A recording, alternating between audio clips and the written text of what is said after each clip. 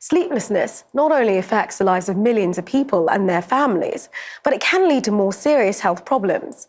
Biopharmaceutical company Idorsia is working with a variety of partners to raise awareness of chronic insomnia and the adverse impact for those affected and the economy.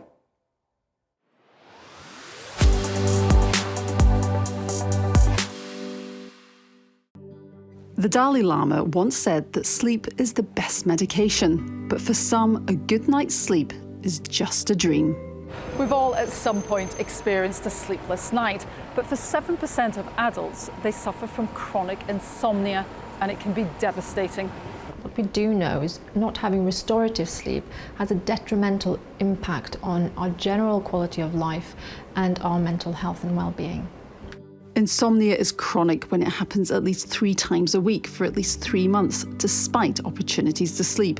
It impacts your ability to function during the day. They have to go on long-term sick. This is often the case until they get help, or they have to have career breaks, or they have to have somebody else look after their children, or seek outside support for their families. So it has a very wide impact on a person and their surrounding network. Chronic insomnia is associated with an increased risk of cardiac issues, stroke and developing diabetes. A survey commissioned by Idorsia UK in collaboration with the sleep charity found 80% of people with chronic insomnia said it impacted their fitness, their performance at work and their mood during the day. We can all experience a few bad nights of sleep, but it doesn't mean we have insomnia. And it does mean, obviously, for those who do have it, they are really fighting against it being seen as a more minor condition because, well, everyone's got it. And it makes it sound like maybe they're exaggerating the symptoms, and people are very, very quick to label those with it as possibly, antisocial, or that they're lazy, or that they're even faking it.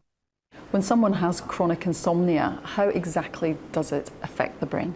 What we know is that we have a wake center in our brain and a sleep center, and these two are tightly regulated, tightly orchestrated to ensure that we're awake during the day and asleep at night. What we're finding in chronic insomnia is that the wake center is, yes, active and keeping us alert and alive during the day, but then it's also active during the night, preventing us from falling asleep.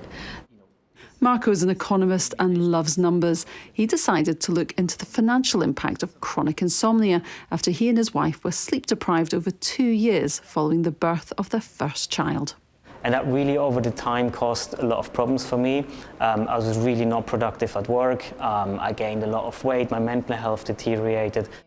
His research revealed losing sleep loses money. We estimate that chronic insomnia disorder has a relatively high cost to the UK economy. So in terms of lost productivity, it's about £34 billion a year, which is the equivalent of about 1.3% of UK's GDP. And they also put a figure on the hidden well-being cost of insomnia and found it could be close to £17.7 billion a year. The aim is to educate more GPs and health professionals and raise awareness and understanding so everyone wakes up to the true impact of sleep deprivation. Do you think the government's doing enough and taking it seriously enough? Absolutely not. Sleep is at the heart of health, so it should be fundamentally on that public health agenda and a high priority because it feeds into so many other health conditions, but also so many aspects of life, and it can make a huge difference.